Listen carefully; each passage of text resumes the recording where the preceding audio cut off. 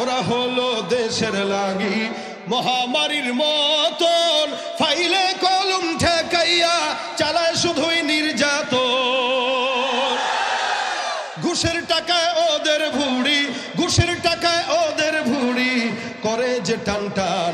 ওরা শিক্ষিত শয়তান, ওরা শিক্ষিত শয়তান, ওরা শিক্ষিত শয়তান, ওরা দুর্নীতির ওই আখড়ায় বসে, দুর্নীতির ওই আখড়ায় বসে জাহির করে জ্ঞান, কলম দিয়ে কামায় টাকা ধরে সাধুর ভান। ওরা শিক্ষিত শয়তান, ওরা ওরা শিক্ষিত শয়তান, ওরা শিক্ষিত শয়তান। শিক্ষাঙ্গনের দিকেও ভাইরে দেখো না চোখ মেলিয়া, ছাত্ররা সব বই ছাড়িয়া থাকে শুধু প্রেম লইয়া। অস্ত্র সে তো সঙ্গের সাথী, অস্ত্র সে তো সঙ্গের সাথী, হইতে মাস্তান। ওরা শিক্ষিত শয়তান, ওরা ওরা শিক্ষিত শয়তান, ওরা শিক্ষিত শয়তান। আছে না নাই? পীরগিরিয়ার মাজার পূজা চলছে দেশটা জুড়িয়ার, সেরে কি আর ভণ্ডামিতে দেশটা গেছে ভরিয়া। গাজার কলকি টান মারিয়া, গাজার কলকি টান মারিয়া দেখায় খাজার শান। ওরা শিক্ষিত শয়তান, ওরা শিক্ষিত শয়তান, ওরা শিক্ষিত শয়তান, ওরা আছে না নাই? আলেম নামেও কত দেখো টাকার মোহে পড়িয়া, স্বার্থের পিছে দৌড়াইতেছে কোরআন হাদিস ছাড়িয়া। আবার জিহাদ ছেড়ে কেউ বা ধরছে, জিহাদ ছেড়ে কেউ বা ধরছে দরবেশেরই ভান। ওরাই শিক্ষিত শয়তান, ওরা শিক্ষিত শয়তান, ওরা শিক্ষিত শয়তান। ঠিক না বে ঠিক? একটু কষ্ট পাইছেন কেউ? কথা কয় না? কষ্ট পাইলে আমি আর বলবো না ইনশাআল্লাহ। পাবেন কেউ? ভাইরা আবার দেখেন, শিক্ষা যাদের আছে কিন্তু আমল নাই, ওর শিক্ষিত? বলেন বলেন কি ওর শিক্ষিত? শিক্ষা আছে নামাজ নাই, শিক্ষা আছে রোজা নাই, শিক্ষা আছে ঘুষ খায়, শিক্ষা আছে সুদ খায়, মানুষের জায়গা ছাড়ে না, নিজের জায়গা বাদ দিয়ে অন্যের জায়গায় কচা গাছ পুঁতে রাখে। এরা শিক্ষিত হতে পারে কিন্তু শয়তানের চেয়ে বড় খারাপ। এই জন্য আল্লাহ বলেন, এই তোমরা আরেকজনকে দোষারোপ করা বাদ দিয়া নিজেদের একটু দিকে তাকাও, কারণ তোমার গায়েও গুনাহের দুর্গন্ধ আছে না নাই? আছে। আমাদের মানুষরা আগের কালের মানুষদেরকে গালি দেয়, অথচ আপনি একটু কল্পনা করবেন আপনার বাবা আপনার চেয়ে ভালো ছিল। কি বলেন? আপনার দাদা আপনার চেয়ে ভালো ছিল, আমার বাবা আমার চেয়ে ভালো, আমি আমার বাবার মতো ভালো হইতে পারি নাই। আবার আমার সন্তান আমি জানি না আমার চেয়ে ভালো হইতে পারবে কিনা, কারণ যে যুগ আসতেছে। তুমি সুদের টাকায় প্রাসাদ গড়ো, ঘুষ ছাড়ো না, দিন দুঃখী না খেয়ে মরে খবর রাখো না। তুমি সুদের টাকায় প্রাসাদ গড়ো, ঘুষ ছাড়ো না, দিন দুঃখী না খেয়ে মরে খবর রাখো না। তুমি ঘুষ খেয়ে অবিচার করো সাজিয়া প্রধান। আছে না নাই? যেখানে টাকা বেশি বিচার সেদিকে। কেউ কথা আসতে কম জোরে বলেন ঠিক কিনা? যেদিকে টাকা বেশি সেদিকে কি যায়?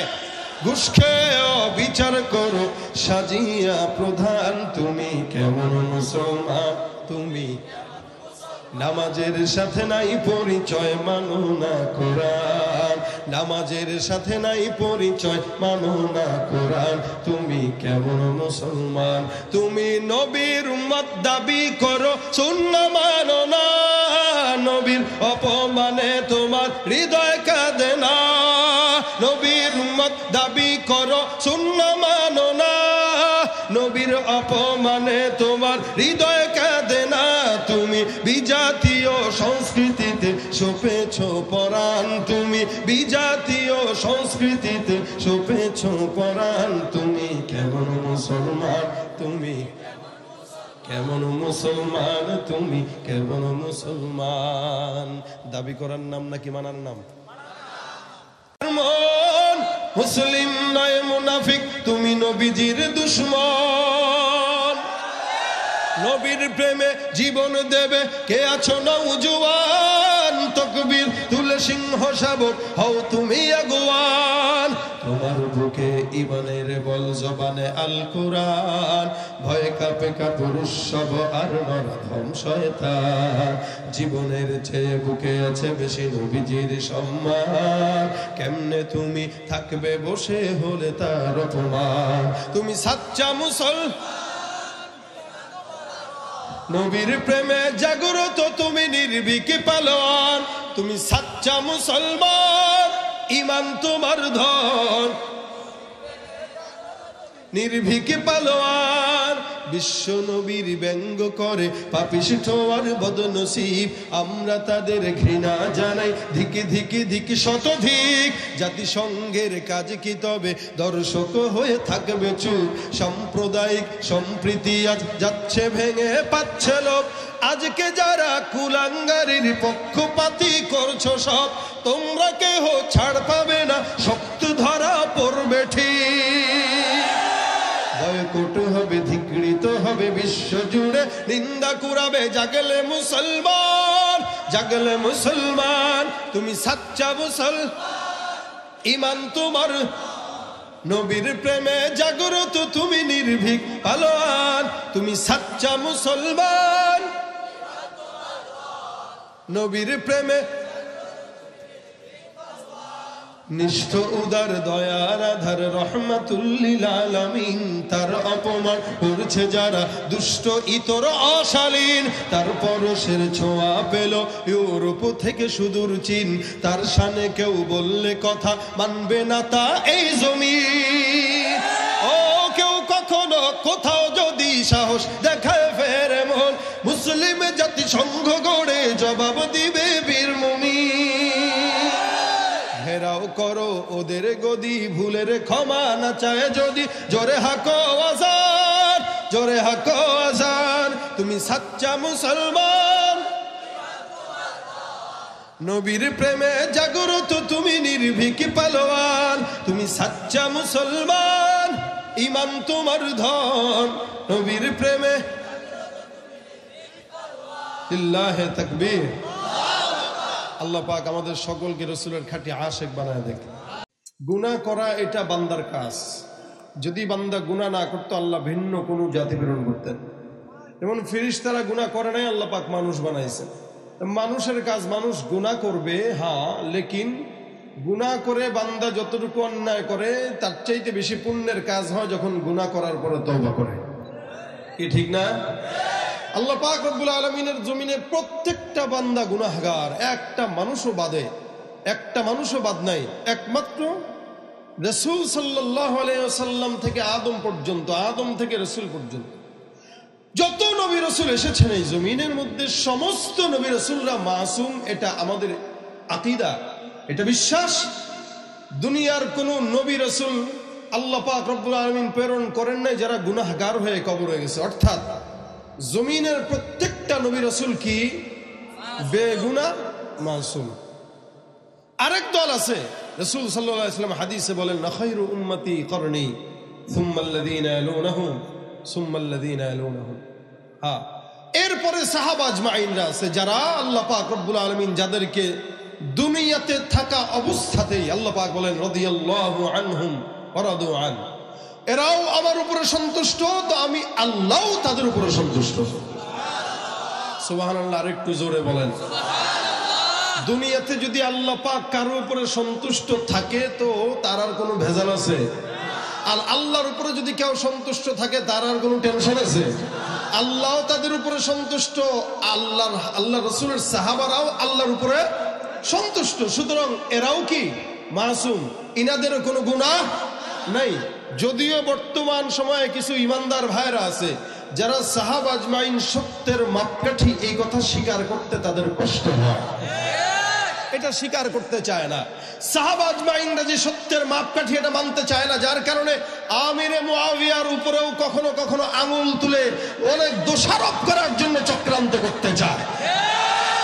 আল্লাহর নবী বলেন সাহাবী কান নুজুম, আমার এক একজন সাহাবী আসমানের তারকার সমান। সে যদি আদনা থেকে আদনা সাহাবীও হয়, আল্লাহ পাক তার ব্যাপারে বলেছেন সেও আমার আমার উপরে খুশি, আমিও তার উপরে খুশি। সুতরাং এরা দুনিয়ার জমিনে থাকতেই জান্নাতের সার্টিফিকেট পানেওয়ালা সাহাবী। সুবহানাল্লাহ। এই আব্দুল্লাহ ইবনে মুবারক রাহমাতুল্লাহ আলাইহির কাছে ওনার এক শাগরেদ প্রশ্ন করছেন। আব্দুল্লাহ ইবনে মুবারক রাহমাতুল্লাহ আলাইহির কাছে প্রশ্ন করছেন যে হুজুর, ইসলামের সাহাবা আজমাইনদের খেলাফতের পরে আরেকজন খলিফা ছিলেন, নাম হলো ওমর ইবনে আব্দুল আজিজ রাহমাতুল্লাহ আলাইহি। উনার জামানার খেলাফত কালের অবস্থা এমন ছিল যে হরিণ আর বাঘ একসাথে পানি পান করত, কেউ কাউকে আক্রমণ করত না। এটা বুঝেন নাই মনে হয়। আপনারা যদি কোনো পানির পাত্র থেকে হরিণ আর বাঘকে দেখেন, হরিণ ঠিক থাকবে? বাঘ হরিণের উপর আক্রমণ করতো না। তাহলে বুঝেন কতটা শাসনটা ইনসাফওয়ালা শাসন ছিল। ওমর ইবনে আব্দুল আজিজ অনেক ইনসাফওয়ালা শাসক ছিলেন। একদিন কোন এক কথিত আছে উনার, একবার কোন একটা লোক হেঁটে যাচ্ছিল, তো হুট করে তাকায় দেখে একটা প্রাণীর উপরে বাঘ না কোনো একটা সিংহ আক্রমণ করছে। তো ওই বেচারা আফসোস করে বলতেছে, মনে হয় আমার বিল বলতেছে ওমর ইবনে আব্দুল আজিজ ইন্তেকাল করছে, নয়তো কোনো প্রাণীর উপরে আক্রমণ করতে পারতো না। ওই খবর নিয়ে দেখা গেল ওমর ইবনে আব্দুল আজিজ রহমতুল্লাহ আলাইহি ইন্তেকাল করছেন। এটা ছিল ওনার শাসক। আর বর্তমানে আমাদের শাসকদের অবস্থা আমরা নাই বললাম, এটা আমাদের সকলের চোখের সামনে স্পষ্ট। রাজনীতির কারণে, ক্ষমতার কারণে আপন ভাই পর্যন্ত আপন ভাইকে হত্যা করে, ঠিক কিনা জোরে কর। আমাদের বর্তমান সময়ের রাজনীতি এর চাইতে নোংরা জিনিস আর জমিনের ভিতরে নাই। কেন যেন আমরা এটাকে নোংরা বানায় ফেলছি। শিখেন, খলিফাদের কাছ থেকে শিখেন। ওমর ইবনে আব্দুল আজিজের ব্যাপারে আব্দুল্লাহ ইবনে মুবারক রাহমাতুল্লাহ আলাইহির কাছে ওনার শাগরেদ প্রশ্ন করতেছেন যে খলিফা ওমর ইবনে আব্দুল আজিজ এত বড় সম্মানিত একজন শাসক ছিলেন, বলেন তো ওমর ইবনে আব্দুল আজিজের দাম বেশি না হযরত আমিরে মুআবিয়ার দাম বেশি? মুআবিয়া কি ছিলেন? সাহাবী ছিলেন।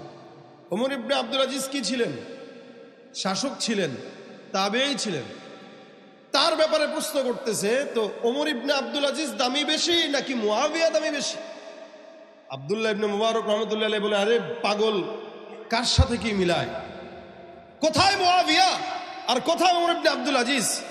মুআবিয়া যে রাসূল সাল্লাল্লাহু আলাইহি ওয়াসাল্লামের সঙ্গে যুদ্ধের ময়দানে গিয়েছে, ওই যুদ্ধের ময়দানে যেই ঘোড়ার উপরে সওয়ার হয়ে গেছে, ওই ঘোড়ার পায়ের খুরের সাথে যে ধুলা ছিল, ওই ধুলার কোনার সমান তো ওমর ইবনে আব্দুল আজিজের দাম হবে না। কেন? বলে মুআবিয়া সরাসরি রাসূলকে দেখনেওয়ালা একজন সাহাবী, যার ব্যাপারে নবী বলেছেন এরা জান্নাতি, আল্লাহ বলেছেন এরা জান্নাতি। সুতরাং যারা বর্তমান সময়ে সাহাবা আজমাইনদেরকে সত্যের মাপকাঠি মানে না, সাহাবা আজমাইনদেরকে নিষ্পাপ একথা স্বীকার করতে চায় না, এরা রাসূলের খাঁটি উম্মত হয়েছে কিনা এর ব্যাপারে সন্দেহ আছে। রাসূলের প্রত্যেকটা সাহাবী নিষ্পাপ। রাসূল সাল্লাল্লাহু আলাইহি ওয়াসাল্লাম নবীরা নিষ্পাপ। এরপরে নবী বলেন, হ্যাঁ আরেক দল আছে যারা আমার সাহাবীদেরকে দেখেছে। নবী বলেন, যারা আমাকে দেখেছে, যারা আমার সাহাবাদেরকে দেখেছে, এরা উভয় আল্লাহ পাকের জান্নাতে ঢুকে যাবে। সুবহানাল্লাহ। সুম্মাল্লাযীনা ইয়ালুনাহুম সুম্মাল্লাযীনা ইয়ালুনাহুম। এই তিন প্রকার মানুষ বাদে এরপর থেকে যত মানুষ আসতেছে, তারা ধাপে ধাপে, যে যত আগে সে তত আগে জান্নাতি, যে যত পরে সে তত পরে জান্নাতি। কারণ আল্লাহ পাক রব্বুল আলামিন কোরআনে বলেন, আস-সাবিকুন আস-সাবিকুন উলাইকাল মুকাররাবুন ফি জান্নাতিন নাঈম সুল্লাতুম মিনাল আউয়ালিন ওয়া কালিলুম মিনাল আখিরিন। আমাদের বর্তমানে কিছু ইমানদার ভাইরা আছে, এরা ইমাম আযম আবু হানিফাকে গালি দিবে, কখনো ইমাম শাফিকে গালি দিবে, কখনো আহমদ ইবনে হাম্বলকে গালি দিবে, কখনো আনোয়ার শাহ কাশ্মীরিকে গালি দিবে, হুসাইন আহমদ মাদানিকে গালি দিবে, বিভিন্ন অর্থাৎ আমাদের আকাবির যারা আগে চলে গেছে এদেরকে গালিগালাজ করবে। অর্থাৎ সে বুঝাইতে চায় ইসলাম আমরাই সঠিকটা বুঝছি, অন্য যারা ছিল এরা তেমন বুঝে নাই। মনে রাখবেন, হ্যাঁ ধরলাম আপনার কথা অনুযায়ী আমাদের পূর্বপুরুষরা যদি ইসলাম নাও বুঝে, এরা জান্নাতি হয়ে কবরে গেছে, আর আপনি আমি ইসলাম বেশি বুঝার কারণে জাহান্নামী হয়ে যাচ্ছি। আমরা কোরআনের পাতা মুখস্থ করতে জানি, কোরআনের তাফসীর ভালো জানি, কিন্তু আমরা ইমানের গভীরতা, তাআম্মুক ফিল ইলম যাকে বলে, ইলমের যে গভীরতা আছে, ইলমের তাকাজা কি এটা জানি না। যার কারণে ইলম থাকলেও দাড়ি রাখার মতো সাহস হয় না, ইলম থাকলেও 5 ওয়াক্ত নামাজ পড়ার সময় হয় না, ইলম থাকলেও গীবত ছাড়ার মতো সুযোগ হয় না, ইলম থাকলেও অন্যের দোষারোপ করার সুযোগ, শেষ করার সুযোগ হয় না। ইলম থাকে আছে ঠিকই, ঘুষ, দুর্নীতি, চাঁদাবাজি, সুদ, এমন কোনো অন্যায় নাই যে অন্যায় আমি করি না, কিন্তু আমার ইলম আছে। আমি যদি অন্যায় করি বুঝতে হবে ইলম থাকলেও আমি ইলমওয়ালা শয়তান, ঠিক কিনা বলো? জামানার মধ্যে খুব বুঝবেন, যতগুলা মানুষ জমিনের মধ্যে আমরা বসবাস করি প্রত্যেকটা বান্দা গুনাহগার। আল্লাহ পাক রব্বুল আলামিন বান্দাকে গুনাহের মজাও যেমন দিয়েছেন, আবার গুনাহের ভয়ও বান্দার ভিতরে দিয়েছেন। বান্দা গুনাহ করবে, আরেকদিকে আল্লাহর কাছে ক্ষমা চাবে। জমিনের মধ্যে গুনাহ করে না এমন কোন বান্দা নাই। এই জমিনে আপনিও গুনাহ করেন, আমিও গুনাহ করি, কেউ প্রকাশ্যে দরবেশগিরি করে, কিন্তু গোপনে গোপনে গুনাহের মধ্যে এমন কোন গুনাহ নাই লিপ্ত হয় না। এই কারণে অন্যের দোষ তালাশ করার আগে নিজের দোষটা তালাশ করা। হাদিসে আছে, তুমি তোমার চিন্তা করো, হাসিবু ক্বাবলা আন তুহাসাবু, আগে নিজের হিসাব নিজে আল্লাহ পাক রব্বুল আলামিন নেওয়ার আগে তুমি তোমার হিসাব মিলাও। অন্যের হিসাব দেখার কোনো সময় নাই, কারণ আমি যদি আমার নিজের দিকে তাকাই, আল্লাহর কসম জাহান্নাম ছাড়া কোনোদিন কোনো চিন্তাও করতে পারি না। আমার গায়ের মধ্যে এত গুনাহের দুর্গন্ধ। আল্লাহ পাক রব্বুল আলামিন বলে, তোমরা যদিও আগের কালের মানুষদেরকে গালি দাও, কিন্তু মনে রাখবা আখিরি জামানার নবীর উম্মতরা যত নবীর নিকটবর্তী তত আল্লাহর নিকটবর্তী, আর আখিরি জামানার নবীর থেকে যত বান্দারা দূরবর্তী তত আল্লাহর দূরবর্তী। এই কারণে আল্লাহ পাক রব্বুল আলামিন বলেন, সুল্লাতুম মিনাল আউয়ালিন ওয়া কালিলুম মিনাল আখিরিন। আগের কালের জামানার যে সমস্ত বান্দারা গেল এরা অধিকাংশ জান্নাতি, আর যারা সামনের যুগে আসলো, অর্থাৎ জামানা যত ফিতনার দিকে যাচ্ছে, মানুষগুলো তত জাহান্নামী। যদিও আপনি আপনার মাকে গালি দেন, বাবাকে গালি দেন, তারা নামাজ বুঝে নাই, ইসলাম বুঝে নাই, কোরআন বুঝে নাই। আপনার দাদাকে গালি দিতে পারবেন, আমার দাদা ইসলাম বুঝে নাই, নামাজ পড়ছে কিভাবে, রোজা রাখছে কিভাবে, জিকির করছে কিভাবে। আপনি আপনার দাদাকে গালি দিতে পারবেন, কিন্তু আপনার দাদার মতো সকাল সন্ধ্যা 2 বেলা কোরআন তেলাওয়াত করার সুযোগ আপনার হয় না। আমি আমার বাবাকে সবসময় দেখছি, এখনো পর্যন্ত দেখি, কোনো আলেমও না, কিছুই না, তবলিগের মেহনত, শুধুমাত্র তবলিগের মেহনতে দাড়ি রাখছে, তবলিগের মেহনতে আমাদেরকে আলেম বানাইছে। সারা জিন্দেগি সরকারি চাকরিজীবী ছিলেন, কিন্তু আমার বুঝ হওয়ার পর থেকে আমি আমার বাবাকে দেখেছি, ছোটবেলায় যখন নাকি ঘুম ভাঙতো, আমার বাবা আর মায়ের তেলাওয়াতের আওয়াজে ঘুম ভাঙতো। আপনি ফলো করে দেখবেন, আপনার মা বাবারা, আপনার আগের কালের ছোট্টবেলার ঘটনা যদি আপনি দেখেন, দেখবেন প্রতিদিন সকালবেলা আপনার মা সুন্দর করে উঠান ঝাড়ু দেওয়ার আগে কোরআন তেলাওয়াত করতো, আবার রাত্রিবেলা সন্ধ্যার নামাজের পর সঙ্গে সঙ্গে কোরআন তেলাওয়াত করতো। আমাদের ঘুম ভাঙতো আমাদের মা বাবার কোরআন তেলাওয়াতের আওয়াজে, কিন্তু বর্তমান সময়ের যুবকদের ঘুম ভাঙে তার মা বাবার ইউটিউব আর ফেসবুকের আওয়াজে। এরপরেও এই জাতি বলবে আমাদের মা বাবারা কোরআন বুঝে না, কোরআন না বুঝলেও তারা জান্নাত বুঝছে, আর আপনি আমি কোরআন বেশি বুঝে বুঝে হাসতে হাসতে জাহান্নামের রাস্তায় যাই, ঠিক কিনা? আল্লাহ পাক রব্বুল আলামিন এই কারণে বলে, বান্দা যত ওদিকে তত নিকটবর্তী বেশি। রাসূল সাল্লাল্লাহু আলাইহি ওয়াসাল্লাম বিদায় হয়ে গেছে 1450 বছর। এই 1450 বছরের মধ্য থেকে আজ পর্যন্ত যে লোকটার জন্ম এখন থেকে নিয়ে 100 বছর আগে, খুব বুঝবেন, আজকে থেকে 100 বছর আগে যে লোকটার জন্ম, ওই লোকটা 100 বছর হলেও ফিতনা থেকে বেঁচেছে। ওই লোকটা 100 বছর আগে আমার রসুল থেকে নিকটবর্তী। আজকে থেকে 100 বছর পরে যে লোকটা জন্মগ্রহণ করবে, রসুলের জামানা থেকে সে 100 বছর পিছায়া, অর্থাৎ জান্নাতে ঢোকার ক্ষেত্রেও সে 100 বছর পিছায়া। কারণ জামানা যত সামনের দিকে যায়, ফিতনা তত বাড়ে না কমে। 1999 সাল বলেন, 2000 সাল বলেন, 1990 সাল বলেন, আর 2023 সাল বলেন, 1990 সালের ফিতনা আর 2023 সালের ফিতনা কি কখনো এক হতে পারে? এ বান্দারা, প্রত্যেকটা বান্দা গুনাহগার। এই কারণে আল্লাহ পাক রব্বুল আলামিন বলেন, হে ইমানদার বান্দা, এক একটা আয়াতে আল্লাহ পাক কেবলমাত্র তাকওয়ার কথা বলেছে। আল্লাহ পাক জায়গায় জায়গায় ডাক দিয়া বলেন, ইয়া আইয়ুহাল্লাযীনা আমানুত্তাকুল্লাহ হাক্কা তুকাতিহি ওয়া লা তামুতুন্না ইল্লা ওয়া আনতুম মুসলিমুন। আল্লাহ পাক অন্য আয়াতে বলেন, ইয়া আইয়ুহাল্লাযীনা আমানুত্তাকুল্লাহা ওয়া কুনু মা'আস সাদিকিন। আল্লাহ পাক অন্য আয়াতে বলেন, ওয়া মাইয়াত্তাকিল্লাহা ইয়াজআল লাহু মাখরাজা। আল্লাহ পাক অন্য আয়াতের মধ্যে বলেন, ইন্নাল্লাহা মা'আল্লাযীনা ইত্তাকাও। এত জায়গায় রব্বুল আলামিন তাকওয়ার কথা কেন বললেন? ঈমানদারদেরকেই কেন তাকওয়ার কথা বললেন? কারণ আল্লাহ পাক রব্বুল আলামিনের বান্দারা যদিও ঈমানদার, কিন্তু ঈমানদারের জন্য ভয়টাও বেশি। কেন? বলে ঈমানদারের কলবের মধ্যে ঈমান থাকার কারণে শয়তান ঈমানদারদেরকে বেশি বেশি ধোঁকা দিতে চায়। দেখবেন মাদ্রাসায় যে ছেলেকে ভর্তি দিবে, এই ছেলেকে শয়তান বেশি ঘুষা দেয়। এজন্য মানুষ অনেকে মনে করে যে মাদ্রাসায় পড়াইলে মনে দুষ্ট হয় বেশি। দুষ্ট হোক, এরপরেও পড়াবেন। কেন? কারণ ওর ভিতরে ঈমান আছে, কোরআন আছে বলেই শয়তানে ঢিল দিতে চায়। এই গাছের মধ্যে বড়ই থাকলে চোরে ঢিল দেয় কি দেয় না? যেই গাছে বড়ই নাই ওই গাছে কেউ তাকায়, যেই গাছে আম নাই কেউ তাকায়। অর্থাৎ যেই বডির মধ্যে ঈমান নাই, শয়তান ওই বডির মধ্যে থু দেয়, তাকায় না। আর যেই বডির মধ্যে ঈমানের নূর আছে, শয়তান ওই বডির মধ্যেই ধোঁকা দিতে চায়, ঠিক কিনা? এই জন্য আল্লাহ বলেন, ইয়া আইয়ুহাল্লাযীনা আমানু ইত্তাকুল্লাহ। মুমিন, ওর ভিতরে কিন্তু ঈমান আছে, আমি তোরে নিয়ে ভয় পাই বহুত, খবরদার তাকওয়া রাখিস। এটা আল্লাহ পাকের আদেশ। কার আদেশ? তাকওয়া মানে কি? বলে ব্যাখ্যা হলো একটা কাঁটাযুক্ত পথ। আপনি যদি এই কাঁটাযুক্ত পথের মধ্যে নিজের পাওকে বাঁচাইতে চান, কেমনে হাঁটবেন? বুড়া আঙ্গুল দিয়া ফাঁকা ফাঁকা জায়গাগুলোতে হাঁটবেন, যেন পায়ের মধ্যে আপনার একটা আঘাত না লাগে। ঠিক তেমনি ভাবে একটা ঈমানদার বান্দা তার নিজের ইসলামের পথে চলার জন্য এমন ভাবে চলবে যেন হারামের কোনো কাঁটা তার পায়ের মধ্যে না ঢুকে, হারামের কোনো আঘাত তার গায়ের মধ্যে যেন না লাগে, জেনার কোনো কাঁটা যেন তার গায়ের মধ্যে না লাগে।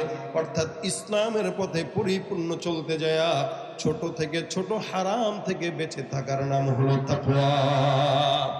আল্লাহ পাক রব্বুল আলামিনের কোন তাকওয়া যদি কোনো বান্দা তার দিলের মধ্যে রাখে, ওই বান্দা জিন্দেগিতে কোনোদিন ঘুষ খাইতে পারে না। আল্লাহর ভয় যদি কোনো বান্দা দিলের মধ্যে রাখে, 5 ওয়াক্ত নামাজ কোনোদিন বান্দা ছাড়তে পারে না, ঠিক কিনা? আল্লাহর ভয় যদি কোনো বান্দা দিলের মধ্যে রাখে, ওই বান্দা রিক্সা চালায় খাইতে রাজি, লেকিন হারাম খাইতে পারে না। ব্যবসায়ীরা পর্যন্ত হারামের সঙ্গে জড়িত আছে। আবার তো গ্রাম দেশে কিছু কিছু মানুষ আছে যারা ব্যবসা করে। বলে কিসের ব্যবসা করেন? আলহামদুলিল্লাহ সুদের ব্যবসা করি। কেউ আলহামদুলিল্লাহ কইতেছেন নি আপনারা? আবার কি বলবেন? আপনি সুদ খান মিয়া? কয় বেটা খবরদার, মুখ সামলায় কথা বলি, আমি সুদ খাই না, আমি সুদের ব্যবসা করি। আল্লাহ ব্যবসাটা হালাল করছে। টাকা চাবেন তার কাছে ধার, সে আপনাকে দিবে না। চাচা গো দেন না 10,000 টাকা। চাচা গো বাবা রে নাই, তুই চাবি আমার কাছে, আমি না দিব? হ্যাঁ হ্যাঁ হ্যাঁ, একটু আগে চাইলেই তো দিতাম, একটু আগে একজনকে দিয়ে দিলাম। এত মহব্বত করে চাচা আপনাকে বুঝাবেন। ভাতিজাও বুঝে এটা যে সুদখোর। আস্তে করে টিপ দেওয়া কয়, চাচা 10,000 টাকা দেন, 1,000 বাড়ায় দেবো। যে 1,000 বাড়ানোর কথা শুনছে, দেখি তোর চাচির কাছে আসেনি। কেউ আপনাদের এলাকায় নাই? কথা কয় আছে না নাই? আসলে মূলত চাচির কাছে টাচির কাছে কিছু না, সুদের কথা বলে নাই, তার কারণে কয় ভাই নাই। এখন যেই সুদের কথা বলছে, এখন কয় দেখি চাচির কাছে আসেনি। এরা যদিও সমাজ সেবক নামে মানুষের সেবা করে, কিস্তির টাকা ঠিক মতো না দিতে পারলে দেখবেন টিনের চালটা পর্যন্ত ঘরের ভিতরে আর রাখে না, ঠিক কিনা ধরে বলেন? এই আম যখন বাজারে কিনতে যান, কি জিনিস দেখে কিনেন? হয়তো ঘ্রাণ, নয়তো কালার, ঠিক না? কালার ঠিক তো আম সুন্দর বাস কিনা যায়, ঘ্রাণ সুন্দর, আম ভালো কিনা যায়। আমের যদি পরিচয় জানতে যে আপনি কালার আর ঘ্রাণ দেখেন, একটা মুসলমানের ঘ্রাণ আর কালার আছে না নাই? মুসলমান দাবি করলেই হয় না, দেখবেন সুন্নতের কালার ঠিক আছে কিনা, ইমানের ঘ্রাণ ঠিক আছে কিনা। এই দুইটার একটা যদি ঠিক না থাকে, বুঝতে হবে ইমানদার হতে পারে নাই, এটা দাবি করেনেওয়ালা মুনাফিক, ঠিক কিনা? এই জন্য আল্লাহ পাক রব্বুল আলামিন বলে ইমানদারেরা তাকওয়া অর্জন কর। কারণ কি? আল্লাহ পাক মুত্তাকিদের সঙ্গী হয়ে যান। কার সঙ্গী হয়ে যান? মুত্তাকিদের সঙ্গী হয়ে যায়। আল্লাহ পাক এই তাকওয়াওয়ালা বান্দাদেরকে অনেক মহব্বত করেন, অনেক ভালোবাসেন। আবু বকর সিদ্দিক রাদিয়াল্লাহু তাআলা আনহুর জামানার ঘটনা। উনার একজন খাদেম ছিলেন, সবসময় উনারে খাবার খাওয়াইতেন। হঠাৎ করে একদিন দুপুরবেলা কিছু খাবার আবু বকর সিদ্দিকের সামনে নিয়ে হাজির হয়ে গেল। খাবারটা আল্লাহর নবীর সাহাবীর সামনে নিয়ে গেলেন। রাসূলের সাহাবী আবু বকর খাবারটা গিললেন। খাবার খাওয়ার পরে কিছুক্ষণ পরে খাদেম ডাক দেয়া বলে, হুজুর খাবার এটা কোন জায়গা থেকে আসছে জানেননি? বলে, কোন জায়গা থেকে? এটা এমন একটা দামি খাবার, এটা আমি খুব কষ্ট করে কামাইছি, চালাকি করে কামাইছি। তা আবু বকর সিদ্দিক বলে, কিভাবে কামাইছি একটু বলো। ওনার খাদেম বলতেছেন, জাহিলি যুগে আমার কাছে একজন লোক আসছিল, এসে আমারা বলতেছে, ভাই মক্কার ভিতরে ভালো গণক কে একটু মানে বলেন তো। আমার মাথায় ধান্দা একটা চিন্তা আসলো যে আমি আজকে একটু গণক সাজি। আরে মিয়া, আপনি তো ভালো জায়গায় আসছেন, এই মক্কার ভিতরে সবচাইতে ভালো গণক হইলাম আমি, অথচ আমি গণকের গও না। এই বেচারা তো আমার কথা শুনে মাশাআল্লাহ দিলে, ভাই আমার একটু হাতটা একটু দেখে দিবেন ভাই, খুব বিপদে আছি ভাই। আর আমি তার হাতটা দেখে আন্দা গুন্দা, বুঝেন না, সুমন্দা সু কেলা করতাম। হ্যাঁ, এই হাতটা এমনি নিয়ে দেখে, ভাই রে ভাই, আপনার কপাল তো ভাই রাজটিকা। ওরে সুবহানাল্লাহ, আপনি এই কপাল নিয়ে আমার কাছে আসছেন? হে বেটা তো মহা খুশি। আল্লাহ মেহেরবান, গাধা পালোয়ান একটা কথা আছে, আল্লাহ দয়া করছে, আমি আন্দাজে একটা বলছি তো এটা ফুটে গেছে। এই বেচারা খুব খুশি, আমি যা বলছি তাই হয়েছে। ওই খুশিতে সেদিন তার কাছে টাকা ছিল না, আমার খাওয়াইতে পারে নাই। আজকে বহুদিন পর দেখা, সে আমার এই খাবারগুলো কিনে দিয়েছে, বিশাল মজার মজার খাবার। এই খাবারটা হুজুর আমি আপনারে দিছি। এই বেচারা মনে করছে আবু বকর সিদ্দিক মনে খুব খুশি হবে তার কথা শুনে, কিন্তু আবু বকর সিদ্দিক তো খেপে গেছেন একদম 100-100। বেটা বেয়াদবের বাচ্চা, তুই আমার কাছে এই হারাম খানেওয়ালা টাকার খাবার নিয়ে আসছস, বাটপারি করেনেওয়ালা খাবার নিয়ে আসছস, আল্লাহ তুমি মাফ করো। আবু বকর সিদ্দিক দেরি করে নাই, সাথে সাথে আঙুলটা গলার ভিতরে দিয়ে হাত দিয়ে বমি করে সব খাবার ফেলে দিছে। সুবহানাল্লাহ। এটা আবু বকর সিদ্দিকের জায়েজই ছিল, কারণ তার হাদিয়া পাইছে, সে খাবে, সমস্যা কি। কিন্তু আবু বকর সিদ্দিক জায়েজের মাসলা খুঁজেন নাই, খুঁজছেন তাকওয়ার মাসলা। কিসের মাসলা? মনে রাখবেন, ইমানদার কখনো জায়েজ না জায়েজের দিকে যায় না, ইমানদার যায় তাকওয়ার দিকে। যেমন অনেকে এখানে আসছেন প্যান্ট শার্ট টাই পরে, বা প্যান্ট পরে, শার্ট পরে, গেঞ্জি পরে, টুপি ছাড়া। এটা জায়েজ না জায়েজের মাসলা না, এটা হলো তাকওয়ার মাসলা। কেন? মনে রাখবেন, যেই পোশাক আল্লাহ পাক রব্বুল আলামিন বানাইছেন সবই পোশাক আল্লাহ পাকের সৃষ্টি। আল্লাহ পাক বলেন, কদ আনজালনা আলাইকুম লিবাসান ইউয়ারি সাওআতিকুম ওয়া রিশা ওয়া লিবাসুত তাকওয়া যালিকা খায়র। আমি তোমাদেরকে তোমাদের লজ্জাস্থান ঢাকার জন্য পোশাক দিয়েছি, তবে হ্যাঁ, সব পোশাক পোশাক না, তাকওয়ার পোশাকটাই আমার কাছে সবচেয়ে দামি। সুবহানাল্লাহ। তাকওয়ার পোশাক কি? বলে, যেই পোশাক পরে গুনাহ করা যায় না, যেই পোশাক পরে দুর্নীতি করা যায় না, যেই পোশাক পরে সুদ খাওয়া যায় না, যেই পোশাক পরে মানুষের সামনে সিগারেট ধরানো যায় না। ঠিক কিনা? তাকায় দেখেন না আজকাল সমাজের ভিতরে যুবকরা আরে বাপ রে বাপ এমন পোশাক পরে, চুলের ডিজাইন যদি খালি দেখেন আপনার মনে হবে যে এটা মানুষ না, এটা চিড়িয়াখানার কোনো জন্তু, দরজা খোলা ছিল বলে আসছে। আপনি দেখেন, ডাইনে বায়ে একটু তাকান, একটু ডাইনে বায়ে তাকান, এদিকে কোনো চুল নাই, এদিকে কোনো চুল নাই, এদিকে চোখা আছে না, একটু খালি তাকায় দেখলেই বুঝবেন।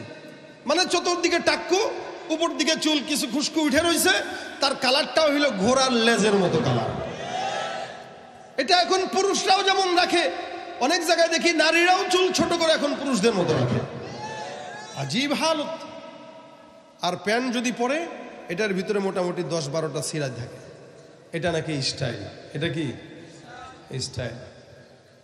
গ্রামের মহিলা মানুষ যখন দেখে, ঢাকার থেকে আমার ভাতিজা আসছে, কয় বাবা হুন্ডা অ্যাক্সিডেন্ট করছো কোন জায়গায়? তাহলে কিসের হুন্ডা অ্যাক্সিডেন্ট করছি? কয় যে রানের এখানে সিরা পায়ে সিরা। দৌড়ো মিয়া, এটা 2500 টাকা দিয়ে বসুন্ধরা সিটি থেকে কিনছি। এটা কয় কি? মানুষ বলে জানতাম ফকিন্নি হইলে সিরা প্যান্ট পরে, তোর মতো বড় লোক মানুষ সিরা প্যান্ট পরলে ও খালা এটা সিরা প্যান্ট না, এটা স্টাইল। এটা কি? মনে রাখবেন, উলঙ্গপনার নাম যদি আধুনিকতা হতো, গরু ছাগল সবচেয়ে বড় আধুনিক ছিল। আজকালকার সমাজের মধ্যে তাকওয়া না থাকার কারণে এমন পোশাক পুরুষরা পড়তেছে যেটার দিকে তাকাইলেও লজ্জা লাগে। 40 বছর হয়ে গেছে এই দামড়া বুড়া বেটা হাফ প্যান্ট পরে রাস্তায় নামে। ঠিক কিনা বলে? আর মা বোনেরা চিন্তা করছে, পুরুষরা যেহেতু এখন টাকনুর নিচে প্যান্ট পরে, আমরা এখন টাকনুর উপরে সুন্নতটা আদায় করি। এই জন্য এখন এই সুন্নতটা আমাদের মা বোনরা আদায় করা শুরু করছে। পুরুষরা পরে নিচে, নারীরা পরে উপরে, নারী পরে পুরুষের পোশাক, পুরুষ পরে নারীর পোশাক। এগুলো সব হলো রাসূল সাল্লাল্লাহু আলাইহি ওয়াসাল্লামের কথা মতো কিয়ামতের আলামত। ঠিক কিনা বলুন? এই জন্য ইমানদার কখনোই জায়েজ খুঁজবে না। মনে রাখবেন, টাকনুর নিচে কাপড় পরা হালাল না হারাম? জায়েজ না না জায়েজ? আর টাকনুর উপরে পরা জায়েজ না না জায়েজ? জায়েজ, বরং এটাই তাকওয়া। কিন্তু এটা মনে রাখবেন, এই টাকনু পর্যন্ত জায়েজ, অর্থাৎ যে টাকনু পর্যন্ত জায়েজ, টাকনুর নিচে গেলেই কিন্তু এটা হারাম। তার মানে জায়েজের সীমানা যেখানে শেষ, হারামের সীমানা সেখান থেকে। তো সুতরাং জায়েজের মাসলা খুঁজেন কেন? জায়েজের মাসলা যে খুঁজে ওরা হারামে জড়ায়। ইমানদার সবসময় খুঁজবে তাকওয়া। আবু বকর সিদ্দিক এই জায়গাটায় জায়েজ খুঁজতে পারতেন, কিন্তু উনি খুঁজছেন তাকওয়া। কারণ তাকে একজন হাদিয়া দিছে, উনি খাইতেই পারে, কিন্তু উনি বললেন না, যেহেতু এটার ইনকাম, এটার মূল জিনিসটা হলো হারাম, আমি আবু বকর সিদ্দিক কোনোদিন হারাম এক বিন্দু পরিমাণ আমার দেহে ঢুকবে এটা আমি সহ্য করতে পারি না। এটা আবু বকরের তাকওয়া। এই জন্য আল্লাহ পাক বলেন, ইত্তাকুল্লাহ হাক্কা তুকাতিহি, আল্লাহর ভয় অন্তরের মধ্যে রাখো, ভয় করার মতো ভয় করো। ভাইরা আমার, জমিনের মধ্যে গুনাহ করতে মন চায় তো চিন্তা করেন, আনতা আবুদাল্লাহ কাআন্নাকা তারাহ। ইবাদত যদি করেন, ইবাদতের ক্ষেত্রেও চিন্তা করবেন আপনার ইবাদতের মধ্যে আপনি আপনার মালিককে দেখেন। আর যদি আপনি আপনার মালিককে না দেখেন, এই চিন্তা করবেন, ফাইল্লাম তাকুন তারাহু ফাইন্নাহু ইয়ারাক। নামাজ পড়তেছেন, রোজা রাখতেছেন, যাকাত দিতেছেন, প্রত্যেকটা হালতে দেখেন কে? এই ভাই, চুরি করলেও দেখে কে? ডাকাতি করলেও দেখে কে? যুবকরা গুনাহ করলেও দেখে কে? স্কুলের বারান্দায়, পার্কের বেঞ্চের মধ্যে বসে পড়ালেখার নামে, কোচিং এর নামে ডেটিং করলে দেখে কে? আল্লাহ পাক রব্বুল আলামিন এমন একজন আল্লাহ, যিনি বান্দার প্রত্যেকটা আমল, ঈমান বান্দার জন্য আল্লাহ পাক লিপিবদ্ধ করে রাখেন। যার কারণে কোনো বান্দার যদি দিমাগের মধ্যে তাকওয়া থাকে, আল্লাহর প্রত্যেকটা জমিনের কাজের মধ্যে এই বান্দা ফিকির করবে, আমার আসমানের মালিক আমাকে দেখতেছে, সুতরাং এমন কোনো কাজ করা যাবে না যেই কাজের মাধ্যমে আসমানের রবের কাছে আমার হিসাব দেওয়া লাগে। ভাইরা আমার, খুব বুঝবেন, ওমর রাদিয়াল্লাহু তাআলা আনহুর জামানার ঘটনা বর্ণনা করি। ইসলামের কত নম্বর খলিফা একটু বলেন তো? আস্তে আস্তে গয়রা।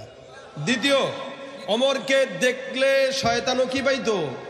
ভয় পাইতো। হযরত ওমরের যুগে একদিন ঘর থেকে বের হবেন, বিবিকে ডাক দিয়া বলেন, গভীর রাত, বিবি তরবারিটা হাতের মধ্যে দাও, একটু বের হই। বিবি ডাক দিয়া বলতেছে, কোথায় যাবেন? বলে, তোমার হক আদায় করলাম, আল্লাহ পাকের হক আদায় করলাম, এখন জনগণের কিছু হক আছে। বর্তমান সময়ে আমাদের দেশের অধিকাংশ সেবকরা আছে যারা সমাজের বড় বড় মাথাওয়ালারা, 10 জন থেকে 5 জন 7 জনের অবস্থায় এমন, যারা সমাজের মধ্যে সেবক নামে এই জনগণের টাকা চুরি করে ইউরোপ আমেরিকার মধ্যে বিশাল বড় বড় প্রাসাদ বানায় আছে। এরা হইল সমাজের সেবক নামে হইল খাদক। ঠিক কিনা জনগণ? ওমরের থেকে শিখেন কেমনে রাষ্ট্র চালাইতে হয়। ওমর রাদিয়াল্লাহু তাআলা আনহু রাত্রিবেলা বের হইলেন, উনার চিন্তা, জমিনের মধ্যে কোনো বান্দা কোনো চুরি যদি করে, আমি ওমর নিজের চোখে দেখবো, পরে বিচার হবে। যার কারণে মুখটা ঢেকে তরবারিটা হাতের মধ্যে নিয়ে বের হয়ে গেছে। হযরত ওমর ফারুক বের হওয়ার পর হঠাৎ করে হাঁটতে হাঁটতে মরুভূমির মাঝখানে যায়। মরুভূমির মধ্যে যখন হযরত ওমর চলে যায়, হঠাৎ করে দূর থেকে একটা আওয়াজ ওনার কানে ভেসে আসে। হযরত ওমর রাদিয়াল্লাহু তাআলা আনহু শুনতেছেন কোনো একটা ঘর থেকে এমন সুন্দর একটা গানের আওয়াজ। উনি চিন্তা করলেন, গানটা কেমন গান, একটু শুনে দেখি। আরো কাছে গেলেন, চিন্তা করলেন গানটার আওয়াজ কোন জায়গার থেকে আসে, একটু ফলো করা দরকার। হঠাৎ করে মনে হলো ওই যে একটা ঘর দেখা যায়, ওই ঘরের থেকেই এই গানের আওয়াজ আসতেছে। তবে এমন কোনো গান নয় যে গানটা আল্লাহর গান বলে। এই গানটা নোংরা গান, নোংরা ভাষায় একটা মহিলা তার মিষ্টি সুর দিয়া গানটা পড়তেছে। এলাকার মধ্যে রাত 3টার দিকে যদি কোনো ঘর থেকে একটা নারী এই গানটা গায়ে, ফাইটটা যায়, বুক ফাইটটা যায়। যদি এলাকার ওই গভীর রাতে কোনো খারাপ বখাটে ছেলে এলাকার মধ্য দিয়ে হাঁটে, বলেন তো ওই মেয়েটার ঘরের মধ্যে হামলা করার সম্ভাবনা আছে না নাই? কারণ কি? কারণ মেয়েটা আমারে ডাকতেছে, মেয়েটা আমারে, খারাপ গান আমাদের দেশে আছে না, ফাইটটা যায়। এ সমস্ত খারাপ গান যারা গায় এদেরকে আমাদের দেশে পুরস্কার দেওয়া হয়। আর যারা কোরআনের তেলাওয়াত করে সারা বিশ্বে চ্যাম্পিয়ন হয়ে দেশের মান রক্ষা করে, কোনদিন দেখলাম না এদেরকে 2-4টা পুরস্কার দিয়ে সরকারি তরফ থেকে গাড়ি অথবা ফ্ল্যাট দেওয়া হয়েছে, এটা দেখা যায় না। আর যারা 6-4 না মারতে পাইরা লজ্জায় মাথা খেয়ে দেশের ভিতরে বিড়ালের মতো ঢুকে, এদেরকে ফিরি ফিরি প্রতি মাসে বেতন দেওয়া হয়, ঠিক কিনা ধরে কও? এই হইল এদের অবস্থা। আজকে বাংলার জমিনে নোংরামির বিচার আছে, নোংরামির সম্মান আছে, হক আর হক্কানিয়াতের সম্মান নাই। বেচারা শুনতেছেন খারাপ খারাপ গানের আওয়াজ আসে, এমন মধুর সুর দেখবেন, বাঁশির সুর যদি রাত্রেবেলা গভীর দূর থেকে ভেসে আসে, এই বাঁশির সুরটা বড় করুণ লাগে, প্রেম প্রেম ভাব জাগায়। মানুষ নিজেও জানে না কার জন্য প্রেম লাগে, কিন্তু প্রেম লাগে মনে। এই কারণেই তো গানের সুর সম্পূর্ণ হারাম। কি বলেন? হারাম। যদি সেটা আল্লাহর শানে হয়, রসুলের শানে হয়। কারণ সাহাবা আজমাইনরাও এমন কয়েকজন সাহাবী ছিলেন যারা আমার রসুল সাল্লাল্লাহু আলাইহি ওয়াসাল্লামের সঙ্গে যুদ্ধের ময়দানে গেলে কাফেরদেরকে বিপ্লবী সঙ্গীত কবিতার মাধ্যমে প্রকম্পিত করতেন, ঠিক কিনা? আবার একই জিনিস যদি শুধুমাত্র প্রেমিকার জন্য হয়, তাহলে ওইটা কি? হারাম। মহিলাটা গান গাইতেছেন প্রেমিকার জন্য, নোংরা নোংরা কথা দিয়া, তাহলে কি গান? ওমর রাদিয়াল্লাহু তাআলা আনহু কান পেতে শুনেন, মহিলাটা বলতেছে সুন্দর করে, তাতাওয়ালা হাযাল লাইলু ওয়াসওয়াদ্দা জানিবুহু ওয়া আররাকানি ইদলা খলিলা উলাইবুহু। এই গভীর রাত, অন্ধকার রাত, এত দীর্ঘ রাত, মহিলাটা বলতেছে এই দীর্ঘ রাতে আমার সঙ্গে রাত্রিবেলা এমন একজন সঙ্গী নাই যার সঙ্গে আমি খেলবো। বলেন তো এই শব্দটা শুনতে ভালো লাগে না খারাপ লাগে? খারাপ লাগে না? মহিলা বলতেছে রাত গভীর, রাত অন্ধকার, দীর্ঘ রাত, রাত শেষ হইতেছে না, আহারে আমার সাথে যদি একজন মানুষ থাকতো যার সঙ্গে আমি একটু খেলাধুলা করতে পারতাম। এটা মহিলা বলতেছে। আবার পরের লাইন আবার এটাও বলতেছে, ফালা উলা হিদারাল্লাহ লা শাইআ মিসলুহু লাযুযিআনিস সারীরি জাওয়ানিবুহু। যদি আল্লাহর ভয় জমিনের মধ্যে, দিলের মধ্যে না থাকতো, আল্লাহর কসম যেই খাটের মধ্যে শুয়ে আছি এই খাটটা স্থির থাকতো না, আওয়াজ দেওয়া শুরু করতো। বলেন তো বিবাহিত যারা আছে বুঝছেন কি বুঝছেন না? বুঝছেন নি? কথাই বুঝে না এরা।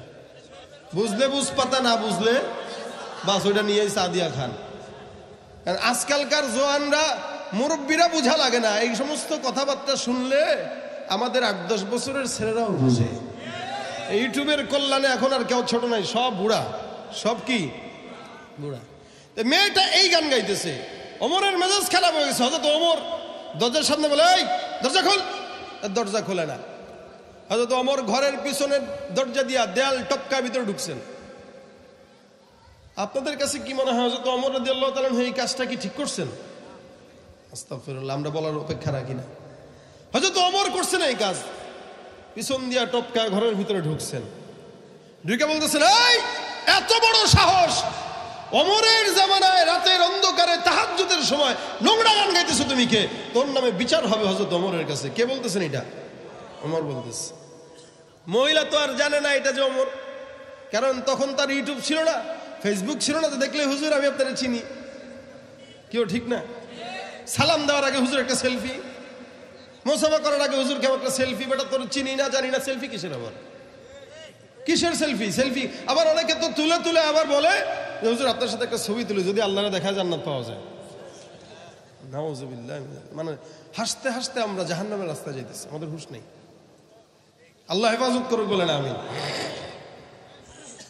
হযরত ওমর ঢুকছেন, ঢুকেই থ্রেট দিতেছেন। মেয়েটা ডাক দিয়া বলে, মিয়া আপনি তো মানে ধমক দিলেন, কিন্তু মনে রাখেন আমি যদি গান গায়া একটা খারাপ কাজ করি, আমি যদি গান গেয়ে একটা খারাপ কাজ করি, আপনি আমার ঘরে ঢুকে 3টা অন্যায় করছেন।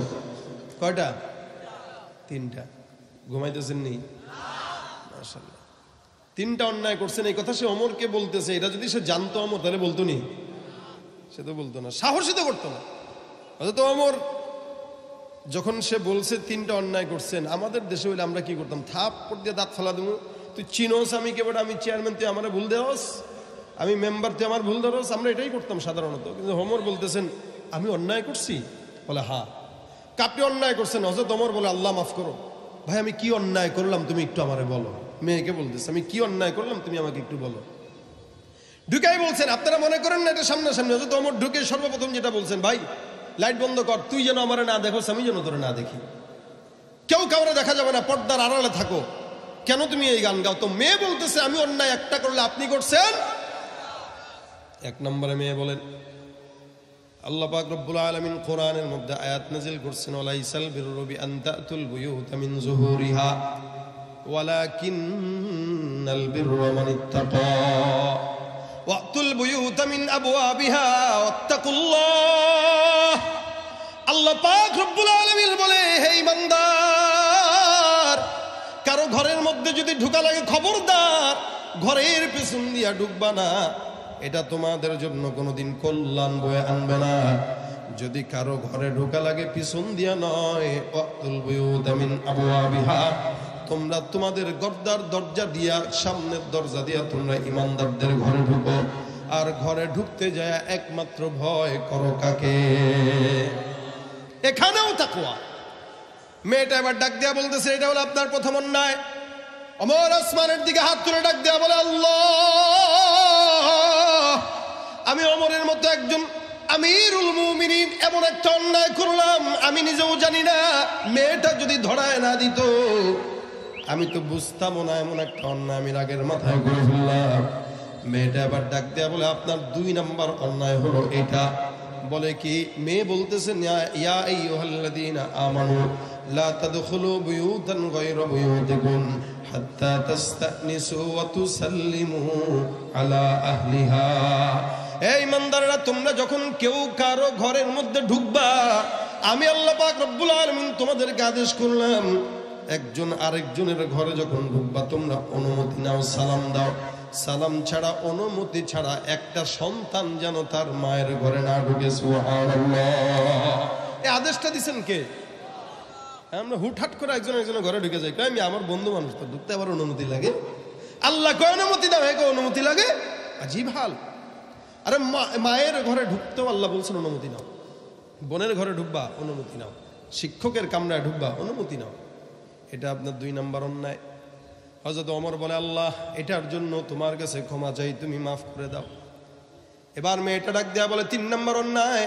আল্লাহ পাক কোরআনের মধ্যে বলেন, ইয়া আইয়ুহাল্লাযীনা আমানু ইজতানিবু কাসীরাম মিনাজ-যন্ন ইন্না বা'দাজ-যন্নি ইসমুন ওয়া লা তাজাসসাসু ওয়া লা ইয়াগতাব বা'দুকুম বা'দা।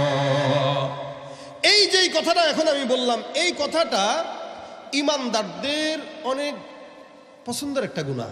ঈমানদারদের পছন্দের গুনাহ। আপনারা বলবেন ঈমানদারদের পছন্দের গুনাহ আবার কি? নামাজীদের পছন্দের গুনাহ, হাফেজে কোরআনের পছন্দের গুনাহ, আলেমের পছন্দের গুনাহ, আলোচকের পছন্দের গুনাহ, জিকিরওয়ালার পছন্দের গুনাহ, পীর সাহেবের পছন্দের গুনাহ, বুজুর্গদের পছন্দের গুনাহ। কি বলে? গীবত আর ধারণা। গীবত আর ধারণা। আল্লাহ বলেন, খবরদার কেউ তোমরা মুমিন একে অন্যের ব্যাপারে খারাপ ধারণা রাখবা না, কারণ অধিকাংশ ধারণাই পাপ। অধিকাংশ ধারণা কি? দূর থেকে দেখে, কোনোদিন দেখাও হয় নাই, চিনিও না, জানিও না, আন্দাজে তার উপরের অবস্থা দেখেই একটা ধারণা করে কথা একটা বলে দিলাম। এটা যে অন্যায়, এটা যে খারাপ, এটা কল্পনাও নাই, বরং এটাকে ইবাদত মনে করতেছি, এটাকে দায়িত্ববোধ মনে করতেছি। শুধু তাই না, আল্লাহ পাক বলেন, ওয়ালা ইয়াগতাব বা'দুকুম বা'দা, কেউ কারো গীবত করবে না, কারণ আইয়ুহিব্বু আহাদুকুম আইয়াকুলা লাহমা আখিহি মাইতান ফাকারিহতুমুহ। তোমরা কি পছন্দ করো একজন মুমিন আরেকজন মুমিন ভাইয়ের গোশত খাবা, তাও মৃত ভাইয়ের গোশত? বলেন তো, কেউ মৃত ভাইয়ের গোশত খাইতে পছন্দ করেন? কিন্তু গীবত তো ঠিকই করেন। এই গীবতটা ঈমানদারদের পছন্দের একটা গুনাহ। এরা এটাকে ঈমান মনে করে করে। বাস আমি একজনেরটা করতেছি, আরেকজন আমারটা করতেছে, এমনকি স্টেজে বসেও করতেছি, মসজিদের ভিতরে বসে করতেছি, জুমার বয়ানে বসে করতেছি, জায়গায় জায়গায় বসে করতেছি। এটা যে গুনাহ, গুনাহকে গুনাহ মনে করতেছি না, বরঞ্চ এটাকে ইবাদত মনে করে করতেছি। সুতরাং আল্লাহ পাক রব্বুল আলামিন বলেন, এগুলো বান্দার জন্য করা হারাম, এগুলো বান্দার জন্য করা হারাম। হ্যাঁ, নিজের সমালোচনা করা উচিত। আমি কি, আমার অন্যায় কি, এটা আমি আমার নিজেকে বলবো এবং নিজেকে শুধরাবো, আরেকজনকে নয়। এই মেয়েটা ডাক দিয়ে বলতেছে, আপনি আমার ব্যাপারে বাহির থেকে গান শুনেই খারাপ ধারণা করে ঘরে ঢুকছেন, কিন্তু আপনি জানেন না যে আমি কেন এই গানটা গাইতেছি। আপনি আমার অন্তরের অবস্থা জানেন না। না জেনে আন্দাজে মন্তব্য করার কারণে আপনি 3 নাম্বার গুনায় অপরাধী হয়েছে। হযরত ওমর বলে, আল্লাহ আমার ভুল হয়েছে, মাফ করে দাও। আল্লাহ আমার ভুল হয়েছে, মাফ করে দাও। হযরত ওমর মাফ চাইলেন। এবার 3 নম্বরে মেয়েকে ডাক দিয়া বলতেছেন, মেয়ে, বুঝলাম আমার এই অন্যায়গুলো হয়েছে, কিন্তু এখন তুমি বলো, তুমি ঘরের ভিতরে বসে বসা এইরকম নোংরা নোংরা গান কেন বলতেছ? এবার মেয়েটা ডাক দিয়া বলতেছে, হযরত ওমর আমিরুল মুমিনিন, আমার স্বামীর সঙ্গে বিয়ে হয়েছে 1 বছর হয়ে গেল। আমিরুল মুমিনিন চিঠির মাধ্যমে আমার স্বামীকে জিহাদের ময়দানে প্রেরণ করে দিয়েছে। 1 দিন 2 দিন 3 দিন 4 মাস হয়ে গেল, আমার স্বামী আসে না। হঠাৎ করে যখন ঘরের মধ্যে আসলো, আসার আগেই আমার স্বামীকে আবার চিঠির মাধ্যমে যুদ্ধের ময়দানে পাঠিয়ে দেওয়া হয়েছে 4 মাসের জন্য। আবার যখন আমার স্বামী 4 মাস পরে আসলো, আমার সঙ্গে একটা রাতও থাকার মতো কোনো সুযোগ হয় নাই। আমিরুল মুমিনিন ওমর আবার আমার স্বামীকে যুদ্ধের ময়দানে পাঠায় দেয়। আমি মরুভূমির মধ্যে একা একা থাকি, আমার বাজার সদাই নিজেই করি, অন্য জায়গা থেকে ব্যবস্থা করে কোনো মতে আমার খাওয়ার অবস্থা আমি জোগাড় করি। আল্লাহু তাআলা আমার স্বামীকে 1 বছরের বেশি সময় হয়ে গেল আমার থেকে দূরে রাখলো। আহারে, আমার দিলের মধ্যে যদি আল্লাহর ভয় না থাকতো, আমার মতো একটা সুন্দরী মেয়ে জেনায় লিপ্ত হয়ে যেতাম, এর মধ্যে কোনো সন্দেহ ছিল না। কিন্তু আল্লাহর ভয় থাকার কারণে আলহামদুলিল্লাহ জেনার মতো গুনাহ থেকে আল্লাহ আমার হেফাজত করেছে। আপনি বাহির থেকে আমার কবিতা শুনেই মনে করছেন আমি মনে হয় গুনাহ করতেছি। মনে রাখবেন, আল্লাহর কসম, আমি যে বলছি ফালাউলা হিদায়াতুল্লাহ, আল্লাহর সতর্কতা, আল্লাহর ভয় যদি অন্তরের মধ্যে না থাকতো, তাহলে আমার ঘরটা আজকে গুনাহে পরিপূর্ণ হয়ে থাকতো। আমি আমার আল্লাহর ভয়ের জন্য আমি গুনাহ করি না, কিন্তু আপনি আমার ব্যাপারে ধারণা করে অন্যায় আমার থেকে বেশি করেছেন। আপনার যদি ওমরের সঙ্গে কথা বলার সুযোগ হয়, ওমরকে বলে দিয়েন সে যেন আমার স্বামীকে ফেরত দিয়ে দেয়। এই মেয়েটা এই কথাটা বলল কার কাছে? ওমর চলে গেল ঘরের মধ্যে। ফজরের নামাজ আদায় করার পর, নামাজের পর এবার আল্লাহ ওমরের মেয়ে হাফসার কাছে যায়, ডাক দেয়া বলে, হে হাফসা, বলো দেখি একটা প্রশ্ন করব। প্রশ্নটা হলো, একজন স্বামী তার মেয়ে, একজন মেয়ে তার স্বামীকে রেখে কয়দিন থাকতে পারে? মেয়েটা ডাক দিয়া বলতেছে, বাবা, একটা মেয়ে তার স্বামীকে রেখে 4 মাস সর্বোচ্চ থাকতে পারে, এর বেশি একটা মেয়ে তার স্বামী রেখে থাকতে পারে না। ওমর বলে, আল্লাহ মাফ করে দিও, আমি যদি তাই হয় ওই গতকালের রাত্রের মেয়েটার উপর আমি ওমর জুলুম করেছি। 4 মাস যদি থাকতে পারে তাহলে তো আলহামদুলিল্লাহ, কিন্তু 4 মাসের বেশি হলে ওই মেয়েটার তো প্রায় স্বামী নাই, 1 বছর হয়ে গেল। তার মানে সে যদি কোনো গুনাহ করে ফেলে তাহলে দায় কায়াত আমার। সাথে সাথে চিঠি লিখে ওই লোকটারে আনার ব্যবস্থা করলেন। পরের দিন সিংহাসনে হযরত ওমর যায় বলতেছেন, এই আজকে থেকে কোনো বিবাহিত পুরুষ সেনাবাহিনীতে যুক্ত থাকতে পারবে না, সবগুলোর ছুটি দাও, কারণ এদের বউ আগে, তারপরে অন্য কিছু। এরা বোর সাথে সময় দিবে, আর কেউ যদি যায়ও সর্বোচ্চ 4 মাস সে যুদ্ধের ময়দানে থাকবে, এর বেশি থাকবে না। 4 মাস পরে আবার ঘরে আসবে। এই কারণে তবলিগেও যদি যেতে হয় 1 সাল দেন, 1 চিল্লা দেন, সমস্যা নেই, 1 সালে যাওয়া দরকার নাই, আসেন আবার যান। কারণ আমাদের বর্তমান সময়ে ফিতনা এত বেশি লাগছে, 1 সপ্তাহের জন্য বউকে রেখে যাবেন, দেখবেন বউ আর আপনার ঘরে নেই, আরেকজনের কাছে চলে গেছে। সুতরাং আপনার বিবির দোষ দিয়া লাভ কি? আপনারও তো দোষ আছে, আপনি বউকে রেখে দিক সেদিক ঢং ঢং করে ঘুরছেন, বউরে কখনো মজার কথা বলেন নাই, বউর সঙ্গে ভালোবাসার আবদার করেন নাই। এখন বউ আপনার থেকে ভালোবাসা না পায়া পাশের বাড়ির আরেকজনের সাথে ভালোবাসা পাইছে, তার সাথে ভেগে গেছে। দোষ আপনারই তো, বউর কি দোষ?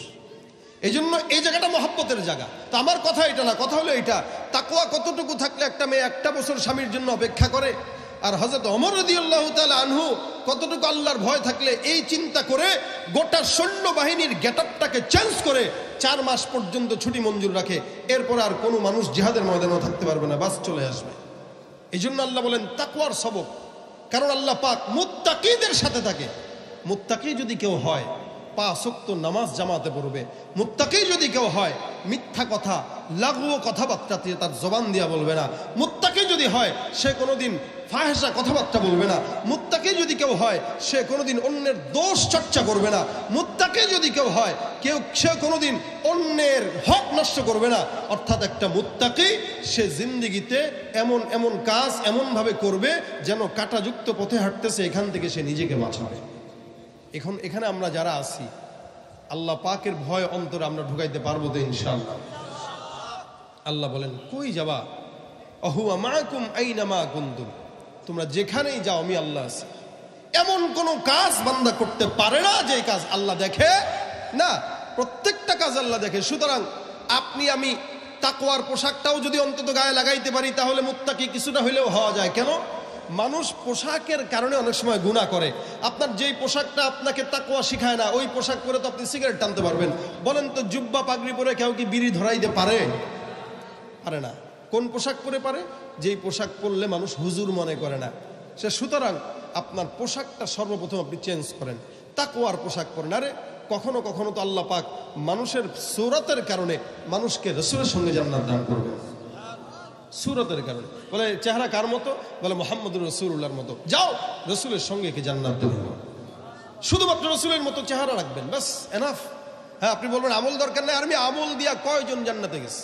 এক সাহাবী বলতেছেন, হুজুর আমার তো আবু বকরের মতো আমল নাই, আমার ওমরের মতো আমল নাই, ওয়ালাকিন্নী উহিব্বুল্লাহ ওয়া রাসূলা।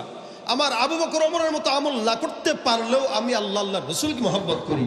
নবী বলেন ইন্নাকা মা'a মান আহবাবতা, তোমার মহব্বত যার সঙ্গে তুমি হাসর হবে তার সঙ্গে। সুবহানাল্লাহ। সুতরাং আপনি তাকওয়াওয়ালা মুত্তাকিদের সঙ্গে আপনার মহব্বত রাখেন, আপনার পোশাকটা মুত্তাকির পোশাক পরেন, ইনশাআল্লাহ এই পোশাকের কারণে আল্লাহ পাক আপনাকে রাসূলের সঙ্গে জান্নাত দিতে বাধ্য। কেন? আপনার পোশাক আর মুহাম্মদ রাসূলুল্লাহর পোশাক মিলে গেছে। সুতরাং যাও রাসূলের সঙ্গে জান্নাতে চলে যাও।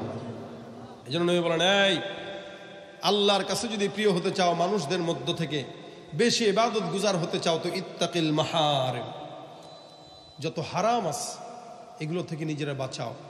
নামাজ পড়তেছেন, আরেক দিকে গুনাহ করতেছেন, বরাবর কোনো ফায়দা নেই।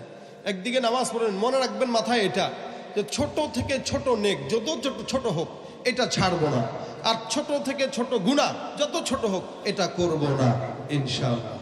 বলেন ছোট থেকে ছোট নেক ছাড়বো না, ছোট থেকে ছোট গুনাহ করব। আমি তো বললেওয়ালা, আল্লাহ পাক আগে আমাকে আমল করার তৌফিক দান করুন। কারণ বললেওয়ালা যদি নিজে আমলদার না হয় তো শুননেওয়ালাদের আমল হয় না।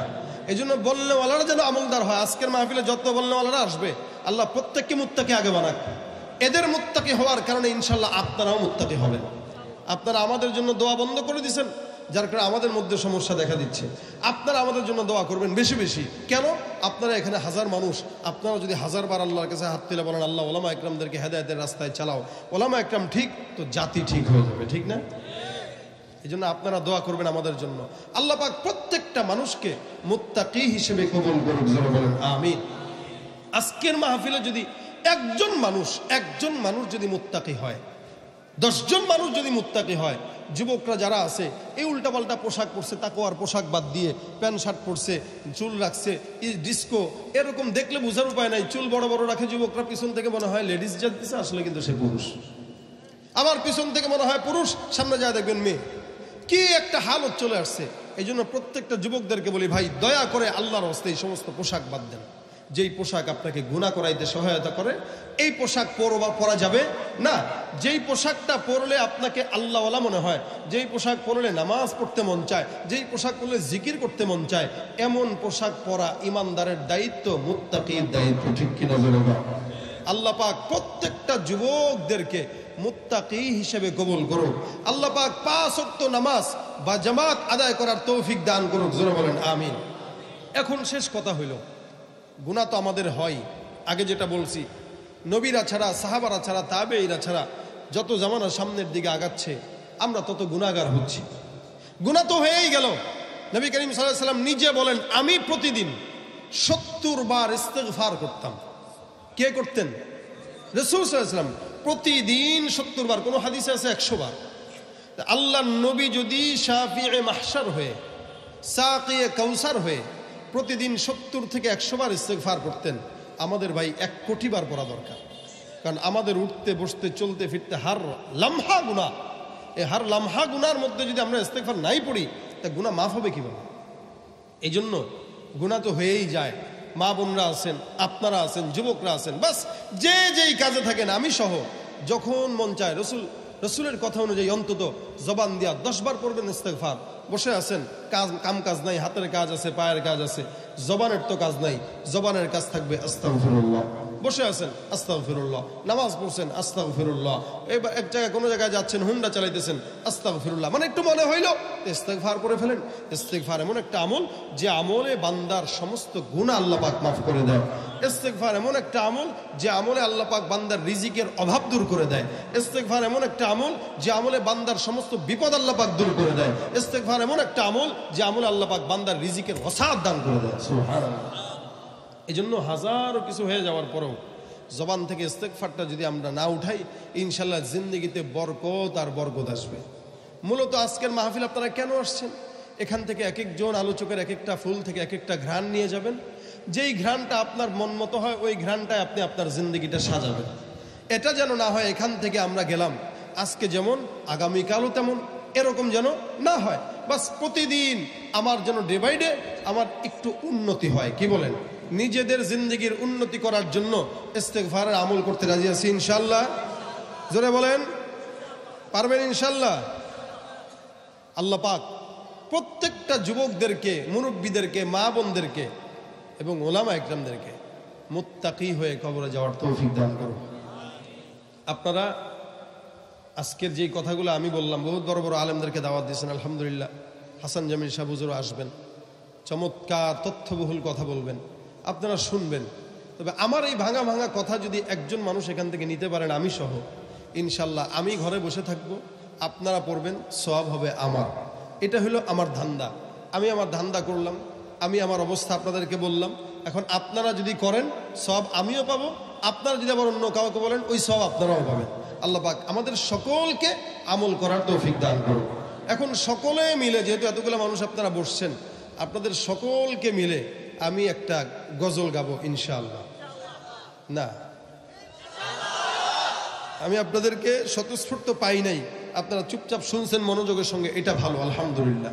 কিন্তু চুপচাপ শোনার পাশাপাশি মাঝে মাঝে একটু কথাবার্তাও বলা লাগে, নয়তো তো আমি মনে করবো কাপাসিয়ার মানুষদেরকে আমি মনে হয় বুঝাইতে পারতেছি না, ঠিক না?